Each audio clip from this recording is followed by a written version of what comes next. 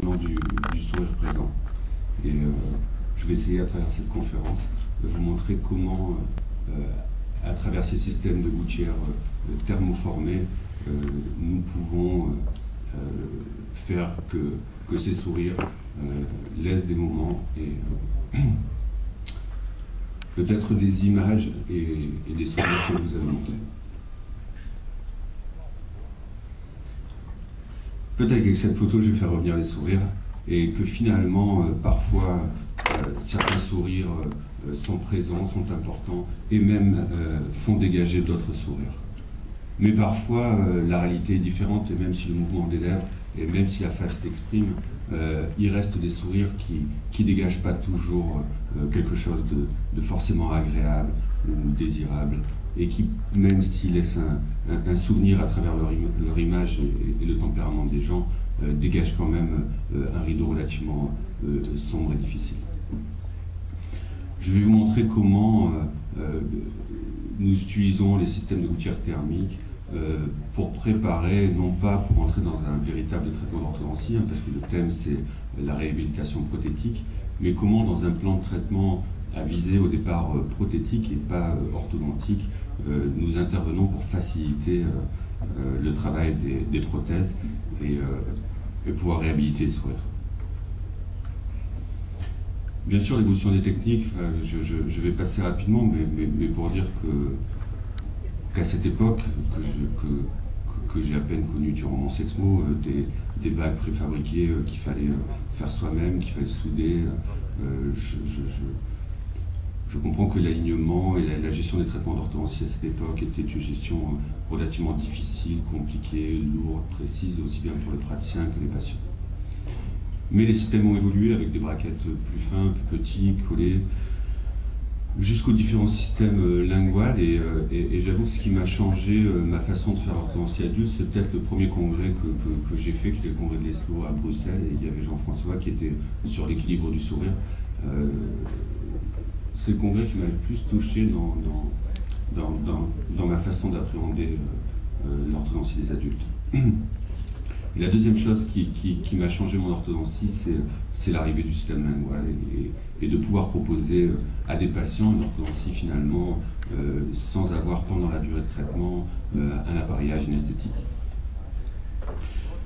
Sur le congrès de la WFO, quelques photos pour voir un petit peu l'historique des appareils, et puis finalement, quand on regarde des appareils de 1821 qui faisaient peut-être que des mouvements dentaires sans vraiment faire un déplacement dentaire précis, si on regarde l'évolution, c'est toujours pareil, il y a toujours un système d'ancrage, un système de déplacement.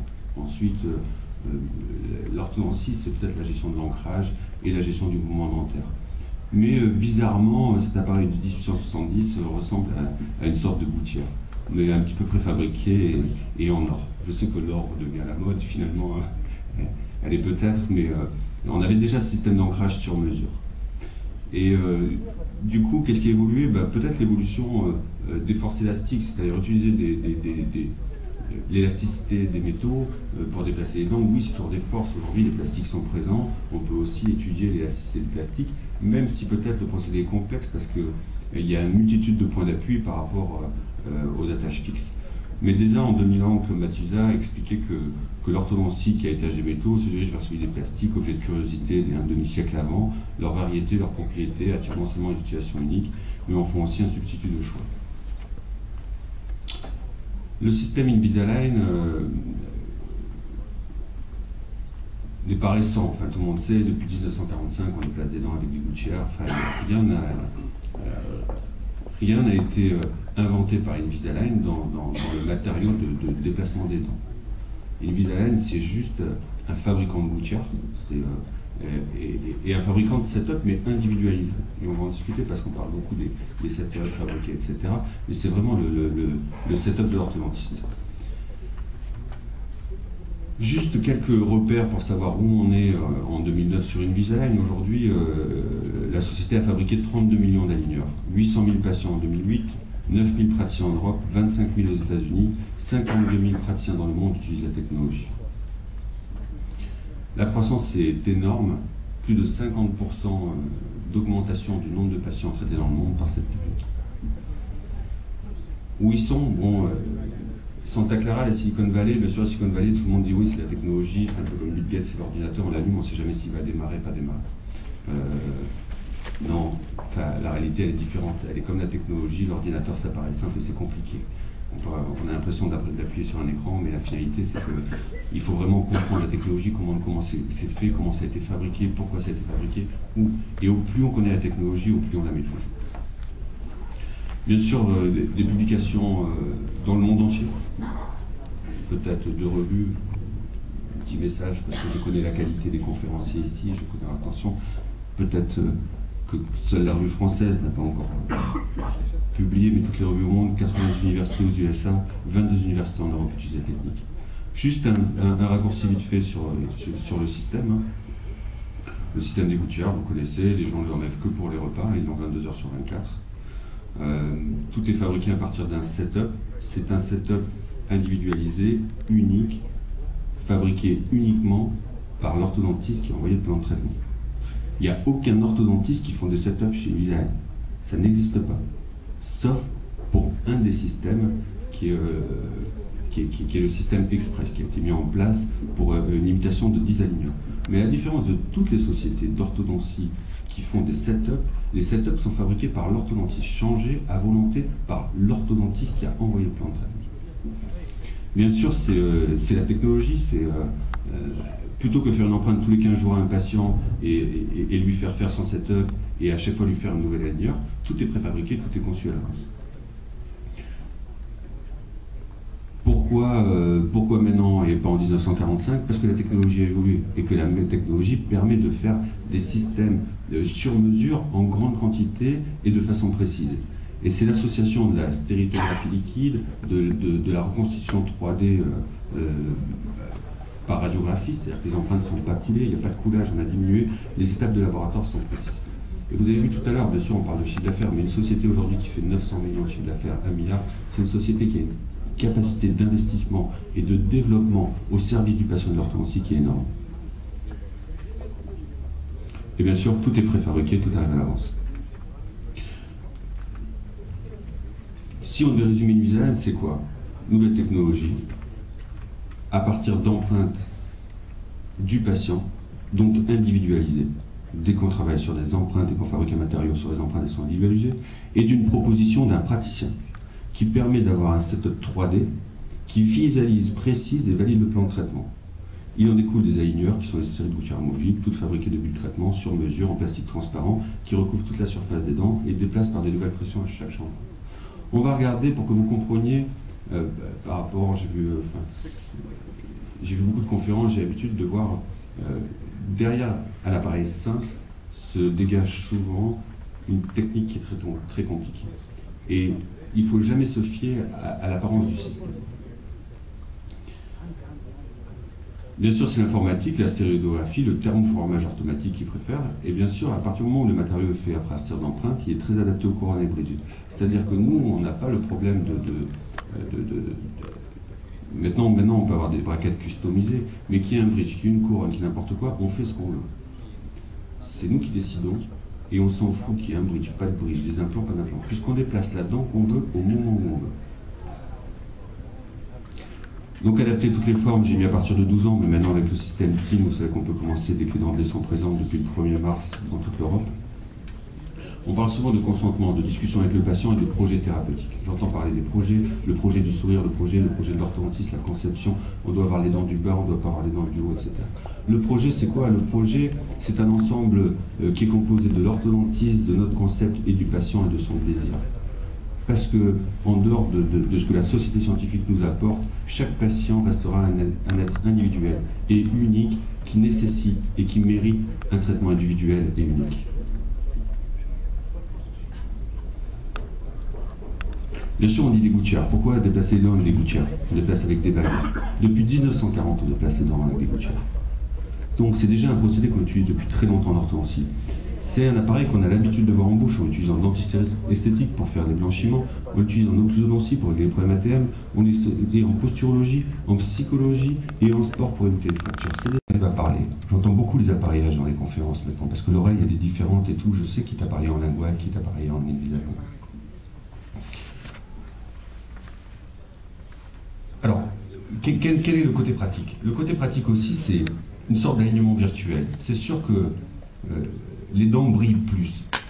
Pourquoi? Moi, j'avais vu la première conférence de Sheridan, c'est Sheridan qui m'a amené.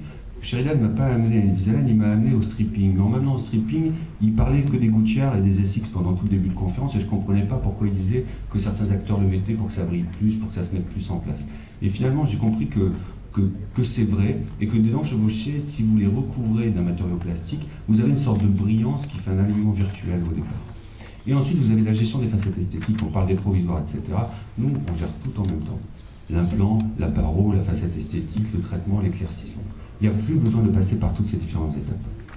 Bien sûr, il ne peut pas y avoir d'avantage sans inconvénient. Quel est l'inconvénient majeur? Les gens disent, l'inconvénient majeur, c'est qu'il faut le porter, personne ne va le porter. Pourquoi? Parce que les braquettes, tout seul, avec un arc, ça fait un traitement d'orthodontie. Si vous ne mettez pas d'élastique, si vous ne mettez pas des chaînes, si vous ne rajoutez pas tout un tas d'appareils qui dépendent du port du patient, on peut faire un traitement intra-arcade. Mais tous les traitements inter-arcade nécessitent des ports de traction intermaxillaire. Et si le patient ne le porte pas, eh ben, le traitement n'avance pas. Fixe ou pas fixe. Par contre, à partir du moment où on travaille sur un setup préfabriqué, il n'y a plus de changement. Si on n'a pas tout prévu dès le départ, eh ben c'est terminé, le traitement ne marchera pas, il ne fonctionnera pas, et le prochain aligneur ne marchera pas. Il y a des mouvements qu'il faut accélérer, il y a des mouvements qu'il faut ralentir, il y a des mouvements qu'il faut faire des attaches. Ça, c'est pas une Invisalign, c'est pas des gouttières, c'est du déplacement dentaire provoqué avec un nouveau système. C'est-à-dire, vous avez un nouveau système dans les mains, comment vous appliquez votre déplacement dentaire provoqué et comment il va se réaliser. S'il n'y a plus d'os, il faut moins de force. S'il n'y a plus d'os, les déplacements ne doivent pas forcément être de 0,25 mm par aligneur. 1 degré par aligneur, pas forcément. Ça dépend la dent, quelle dent. Tout doit s'adapter. C'est vous qui décidez. Les prothésistes sont juste des praticiens qui mettent des normes. Mais le maître du déplacement dentaire provoqué, c'est l'orthodontiste. C'est l'orthodontiste qui fait le déplacement dentaire provoqué, c'est son métier de base. Qu'est-ce que ça veut dire? Ça veut dire, un jour, et moi, c'était de la Chapelle qui nous faisait un enseignement, il me disait, mais vous ne devriez pas poser d'appareil, vous devriez faire que du diagnostic. Et nous, on lui disait, mais il est complètement fou, quoi. On ne va pas poser de paraquet sans s'exposer. Je pense que, oui, lui, il a tout compris. Vaut mieux passer 4 heures à faire un setup, à faire une proposition avec le patient, à réfléchir avec le patient, que passer à chaque fois des activations, etc. dans sa bouche pour les bagues. Et que l'avenir, c'est la précision. Et la précision, c'est de travailler sur un setup individualisé. Et dans toutes les conférences, j'entends toujours la même chose, et j'ai toujours entendu la même chose dans l'orthodontie, comment individualiser pour chaque patient des traitements différents. Il n'y a plus de torque, il n'y a plus de machin, il n'y a plus d'angulation, il n'y a plus de préfabriqué, ça n'existe plus en Invisalign. C'est du sur-mesure pour patient par rapport à ça. Le sourire, ce thème, le thème qui réunit, qui vous a réuni et qui anime les conférences et une grande partie de la vie.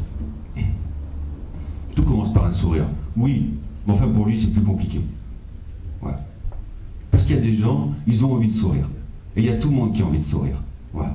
Mais si vous n'êtes pas dedans, si vous avez un trou, eh ben vous souriez, mais vous souriez, vous cachez votre sourire. Et c'est dommage. Pourquoi? Parce que toutes ces belles phrases, tous ces souvenirs, toutes ces images, eh ben vous les cachez à l'intérieur. Qu'est-ce qu'on peut faire pour améliorer les choses? Je vais vous montrer à travers 6 cas cliniques comment on améliore, sachant que cette conférence, elle est faite dans le cadre d'une demande de praticiens. C'est-à-dire que tous ces patients qui me sont adressés par des dentistes qui veulent faire de la prothèse. Lui, c'est pas qu'il veut faire une prothèse, c'est qu'il ne savent pas quoi faire. Donc bien sûr, je vous mets quelques photos, vous voyez des cas complexes. Je vais commencer par des cas assez rigides, parce que j'entends aussi souvent dire une Invisalign, c'est pour les cas simples, et on aligne 2-3 dents. C'était valable en 1999, c'est plus valable aujourd'hui. Bien sûr, voici les cas qui sont catastrophiques. Qu'est-ce qui se passe? Quel est le problème du dentiste? Quel est le problème du patient? Le problème du patient, vous l'avez tous compris. Le problème du dentiste, c'est quoi? C'est que lui, il dit, bah, c'est pas grave, j'enlève l'incisive et je mets un implant. Point. Mais il me dit, le problème, c'est que je vais mettre un implant, j'ai de l'os en haut, mais au niveau de l'espace interdentaire, je vais avoir une disharmonie entre la dent de droite, etc. Ça va pas. Et son sourire va se retrouver avec une micro-dent qui ne va pas correspondre ni à mon cône, ni à ce qui va ressortir, et ni aux raisons de l'esthétique. Ça va être une horreur. Il aura les dents alignées, mais peut-être encore plus moche. Donc, bien sûr, et tout à l'heure on en a parlé, la décision, c'est de faire quoi? C'est de faire un wax-up. Setup, wax-up, machin, c'est de faire une visualisation. C'est qu'il y a tout le monde qui a envie de voir avant ce que ça va donner, toute la journée. Et vous, quand vous envisagez quelque chose sur vous, sur votre maison, pour votre voiture, vous avez envie de voir avant ce que ça va donner. Pourquoi? Parce que dans la vie, quand on s'engage, on aimerait bien savoir avant pourquoi et à quoi on s'engage. Et les patients, c'est pareil. Alors entre la vision de l'orthodontiste et la réalité de ce qu'ils vont voir, même si c'est qu'une image virtuelle sur un setup, ça. Et là, qui c'est qui cherche à voir? C'est le dentiste qui cherche à voir, c'est pas encore le patient. On n'est pas encore arrivé à la demande du patient. Donc bien sûr, il fait le setup sur les dents, il fait ah mais ça va pas, je vais devoir les resculpter, ça va pas. Qu'est-ce qu'on va faire? On va décider de faire de la réorganisation dentaire. Bien sûr, on va me dire, la réorganisation dentaire, c'est pas de l'orthodontie. Oui, ça peut être du déplacement dentaire. Mais en tout cas, c'est de la réorganisation à visée prothétique. Donc voilà le setup, voilà ce qu'il en est. Et j'ai les clean checks, mais je vous affiche quand même un clean check, comme ça vous en verrez un. Et après, je supprime parce que forcément, l'étude du clean check, c'est long et on peut rester 1 heure sur un clean check et sur une modélisation. Mais voilà que c'est intéressant, je suis sûr que si je vous montre le clean check, je peux vous tenir 1 demi-heure tous.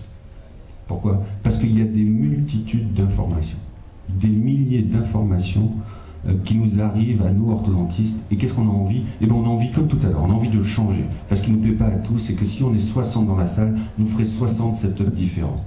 Et il n'y aura jamais 2 orthodontistes qui font le même setup pour le même patient. Et c'est pour ça que ce sera qu'unique. Qu'est-ce qu'il nous donne le setup?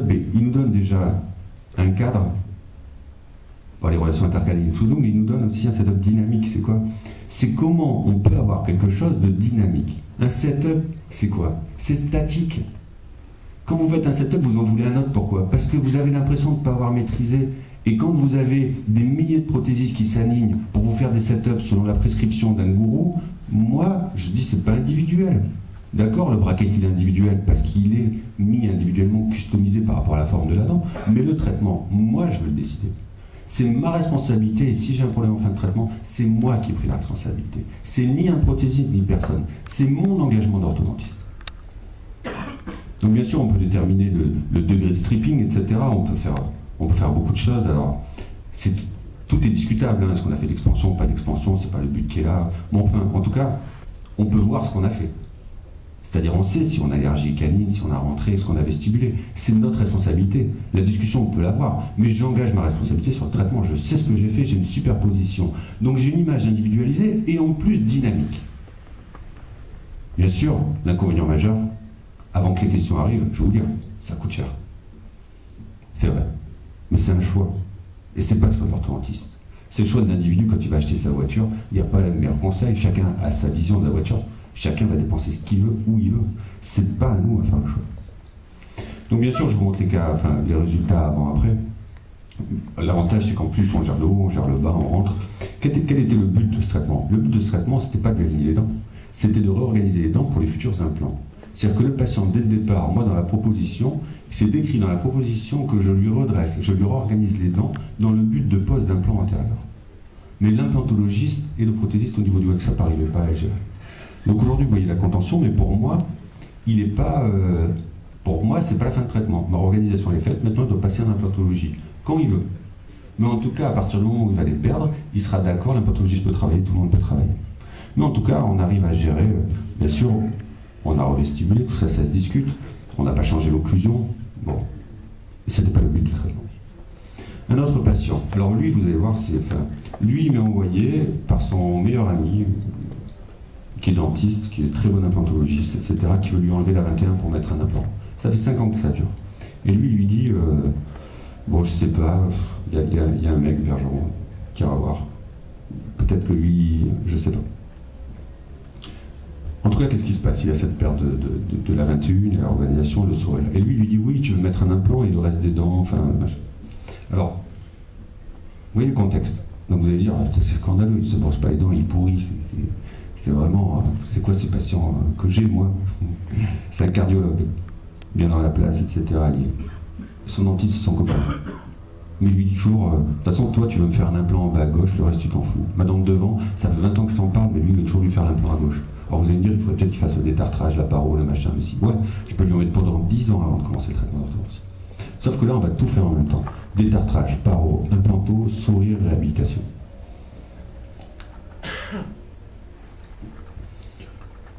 Le setup, toujours discutable, hein, juste vous montrer mon setup, mon choix, ma responsabilité. Et mon consentement éclairé avec le patient. Tu as vu le setup, moi il les reçoit les setups, il les signe et j'ai un courrier de validation du setup. L'évolution pendant le traitement, de voir que c'est bien des aligneurs, parce que souvent on me dit oui, c'est pas des aligneurs, enfin. Maintenant vous êtes plus embêtés, je ne fais que des aligneurs. Enfin, que des aligneurs. Tout est possible avec des aligneurs, avec des auxiliaires. Attention, on met des braquettes. Je mets des braquettes des fois, un petit peu, un braquette en lingual, des crossbites à droite, à gauche, mésialer les molaires du fond, pas possible. Redresser les axes, pas encore possible. Enfin, voici l'évolution de l'arcade, bon, rien d'extraordinaire, vous allez me dire, mais tout en même temps, sur mesure, on s'en fout qu'il y ait une couronne, pas de couronne, des couronnes métalliques, des amalgames, des cils, le collage, tous ces problèmes-là, c'est des problèmes qui n'existent plus. Bien sûr, du coup, tout en même temps, on redresse, on remet, on refait. Alors on améliore, on n'a pas tout corrigé. On a amélioré la supraocclusion, on a amélioré le contexte, mais on n'a pas tout corrigé. Et en même temps, l'implant, la mise en charge, donc mise en charge immédiate, mise en charge différée. Moi, c'est des cas que je discute avec mes study groupes d'implantologie. Je fais beaucoup plus partie aujourd'hui de study group d'implantologie que d'orthodontie. Pourquoi? Parce qu'on fait tous la même chose. Dentiste, orthodontiste, enfin tous ceux qui interviennent sur les dents. Et l'évolution. Je ne parle pas de l'évolution au niveau parodontal, je ne parle pas du sled, je ne parle pas de la radio après. Pourtant, le contexte est amélioré. En tout cas, on n'a pas fait un traitement d'orthodontie complet, mais on a fait un traitement d'orthodontie de préparation à la réhabilitation prothétique et même à la motivation hygiénique du patient, qui est un spécialiste, qui est un médecin reconnu. Un autre patient, lui, il m'a envoyé par un paro. Il ne voulait rien, donc c'est paro. C'est quoi le problème? Ben juste, il veut mettre des implants, c'est pareil, il faut organiser l'occlusion, les dents. Mais il y a un bridge. Ici, il y a ça. Ici, si on met des braquettes, c'est compliqué. Alors, je vois des articles maintenant où le braquette, on l'arrête là, on ne le colle pas ici, pas ici, pas ici, parce qu'on ne sait pas, parce qu'on les bouge, les dents. Avec Invisalign, vous bougez la dent que vous voulez. Moi, le bridge, je dis ces 3 dents-là, vous ne les bougez pas dans le setup. Je ne veux pas qu'ils bougent. Elles ne bougent pas. C'est du sur-mesure. Et l'appareil est fabriqué par rapport à ça. Et j'ai pas de fil. C'est une autre façon de penser. Pas forcément la meilleure, mais en tout cas une nouvelle alternative. Donc voici le contexte de comment gérer la organisation, la facette, le tout en même temps. Moi, je les ai fait recoller des facettes, je crois que l'été, on est au bord de mer. Quand vraiment il n'y avait pas Invisalign, je faisais le lingual. Bon, j'avais quand même pas mal de copains qui m'envoyaient des patients. Maintenant, bon, ça a changé. Et le maximum d'urgence que j'avais, c'était recollage de facettes. 14-24. Je faisais des recollages de facettes, j'ai fait un devis spécial recollage de facettes latérales. Le setup, est-ce que je passe au setup? On a le temps, Monsieur le Président? Bon, je passe celui-là. J'ai fait la... Oui. Alors, qu'est-ce qui est génial? Génial, la organisation, le recentrage. Enfin, on s'en fout, là, c'est de la orthodontie qu'on fait. Alors on dit, ouais, non, on ne pose pas d'appareil. Ah, moi, je ne pose pas d'appareil. Quand vous passez 3 heures là-dessus, qui c'est qui peut faire ça? Mais il n'y a qu'un orthodontiste qui sait faire ça. C'est ça l'orthodontie. Enfin, en tout cas, c'est une partie, mais en tout cas, ça c'est aussi important, quoi. De dire comment on va gérer, quel est l'espace. L'incisive latérale en haut à gauche, vous savez, vous avez vu le dernier déplacement? Je la mets en contact. Et après, je vais agrandir l'espace pour revenir là. Pourquoi? Parce que je sais que les incisives latérales, l'implantologiste, il veut 3,5 plus 0,3 à droite à gauche. Ils ne savent pas, ils sont toujours à 4,5, 5. Et je leur dis, mais là, tu as fait 3 ou 4. Je dis, bah, c'est pas grave. Pour l'implant, on ne peut pas. On a aussi des problèmes biomécaniques. Donc, je fais une hypercorrection du recul, ou alors il agrandira ça. Donc, bon, je passe les résultats de l'organisation. C'est juste pour vous montrer quand même des photos. Vous voyez, pour le bridge, on est en cours de traitement. Hein. Celui-là, il n'est pas terminé, mais on a déjà bien avancé. Ce que je vous montrais, c'est la gestion la gestion esthétique et la gestion de la facette. C'est-à-dire qu'en même temps que le traitement se fait ici, vous n'avez pas besoin d'aller agrandir, pas agrandir la facette, la diminuer, la remettre, ou alors si vous avez une rotation d'incisive, d'un seul coup vous avez la facette, elle fait ça, comme ça. Pourquoi? Ben, il a le droit de décoller un braquette, il a le droit d'enlever une ligature, il a le droit de ci, donc d'un seul coup, on était comme ça, et hop, il se retrouve avec les facettes qui partent comme ça sur le côté, il sourit, il dit ça va pas, je comprends pas, il faut... Non, on fait ce qu'on veut, la dent est élargie à chaque changement. Et surtout, dans son visage, lui, c'est l'esthétique permanente. C'est-à-dire que c'est tout le temps, et on fait tout en même temps. La facette, la préparation parodontale, la préparation de l'implant, l'éclaircissement nocturne. Tout est géré. Il n'y a pas une phase pour faire une phase. On n'a pas le temps. Voici l'évolution pendant le traitement, donc on peut faire le recentrage, le control-stripping du bas, c'est-à-dire que pour rentrer les incisives du bas et pour retrouver un contact incisif et pour corriger l'articulé à droite et gauche, on a les gouttières. Des occlusions postérieures. Première chose que j'ai appris en lingual, j'ai dit je comprends pas, dès que je passe ça va vachement plus vite. Pourquoi? Il n'y a plus d'occlusion. Donc plus d'occlusion, vous avez plus cet ancrage actif. Mais j'ai appris, ancrage passif, ancrage actif de l'occlusion. On l'enlève, on va plus vite, plus efficace, plus rapide. Et tout est en même temps. Il peut faire son implant, pas son implant, sa greffe, pas sa greffe, et son empreinte. Parce que quand on fait des setups, des wax-up, on fait des empreintes. Vous l'enlevez, vous faites l'empreinte, il n'y a pas de braquette. Parce que moi, je vois des belles empreintes dans les congrès. Je vois des beaux moulages avec des braquettes dessinées dessus. Enfin, moi, je fais des empreintes beaucoup, tous les jours. Des doigts empreintes avec des braquettes, le matériau, je ne sais pas comment faire pour qu'il ne s'arrache pas. Enfin, j'y arrive pas. Accélère. C'est fini? Bon, alors je vais accélérer très vite. 5 secondes? Bon, on va aller très vite. Des images. Pas juste des images pour que vous voyez le contexte. Donc vous voyez ici les dents chevauchées, c'est pas la réhabilitation postérieure, oui, mais pourquoi faire des couronnes jaunes? Autant faire une réhabilitation avec des couronnes. Stripping pré-traitement, stripping après pour éviter les triangles noirs latéraux, triangles noirs centraux, les photos. Vous voyez, elle m'envoie les photos qu'elle fait toujours pour la mairie, tellement elle est contente. J'ai même les photos avec les aligneurs sur la fiche de la mairie. Et sur le stripping avant, tout le résultat de la mise en place. L'éclaircissement en même temps, enfin la gestion, on agresse, on égraisse la dent qu'on veut. Après on met les outils pour arriver là où on veut. Mais sur le setup, on agresse la dent que veut, de combien on veut, où on veut. Et c'est notre setup. D'autres cas où ces dents, elles sont trop longues. Vous voyez, enfin, son sourire il est bien, elle sort d'orthodontie, elle est pas contente. Pourquoi? Parce que ses dents elles sont trop longues et fines. Bon, c'est pas mes images, j'ai récupéré l'ancien dossier orthodontique, mais bon, le recul pour essayer de remettre, et puis finalement, comme ça marche pas, on strip devant. Mais elle a les dents, pas les dents allumettes, mais ces dents longues, etc., qui correspondent pas, elle n'est pas satisfaite. Alors j'avais écrit, j'écris dans des magazines un peu pluridisciplinaires, parce que les revues d'orthodontie, c'est plus compliqué. Et j'avais vu justement en coquiche, rien à voir avec Brad Pitt, Brad Pitt c'était juste l'article. Il serait content, lui, de savoir que j'ai mis Brad Pitt devant lui, mais ça n'a rien à voir. Qui disait, dans l'esthétique, il y a aussi la taille, la largeur, la hauteur des dents. Il y a un rapport entre la largeur et la hauteur. En dessous de 67%, on fait du stripping. En dessous, on fait de la réhabilitation prothétique. Au-dessus, on fait du stripping. Il y a des règles. Bien sûr qu'il y a des règles. Mais ces règles, on les voit sur le setup. Donc, qu'est-ce qu'on lui a fait? On lui a ressorti les dents, recréé les espaces. Pourquoi? Pour redonner le volume à son sourire et la recréer comme elle était. Bien sûr, on intègre des appareils d'ancrage, des choses pour faire le déplacement aujourd'hui, avec tout ce qu'on a, les mini-vis, les auxiliaires, les élastiques, les machins, les veaux, les trucs. Enfin, aujourd'hui, vraiment déplacer les dents, c'est du bonheur. Le plus difficile, c'est le setup. Parce que quand on passe 4 heures sur un cas, c'est 4 heures. C'est pas comme ça. Mais du coup, on peut réhabituer le soutien de la lèvre, l'expression et le ressentiment de soi-même. Avant, après avoir écarté et après la réhabilitation prothétique. Voilà, un dernier cas, le dernier cas juste en image. Voilà, on peut recentrer aussi les dents, ressortir, corriger l'articulé inversé, venir et rentrer dans un traitement global d'orthodontie. Tout ça, et vous voyez le résultat avant-après, l'occlusion, préparation et la réhabilitation esthétique globale du visage. Voilà, tout ça c'est réhabilité. L'évolution pendant le traitement, celui-là je passe pas. Enfin, si, regardez. Juste un petit cas pour vous montrer les petits chevauchements en orthodontie. Les tout petits chevauchements. L'ancrage.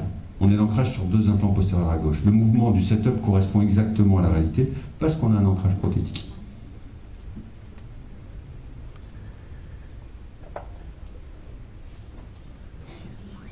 C'est fini, je peux encore. J'arrive juste à la dernière. Juste pour vous dire un message qui me fait plaisir, c'est que même à travers toutes les esthétiques, même à travers tout ça, moi la citation que je préfère sur l'esthétique, c'est juste celle-là. Parce que c'est celle que je préfère.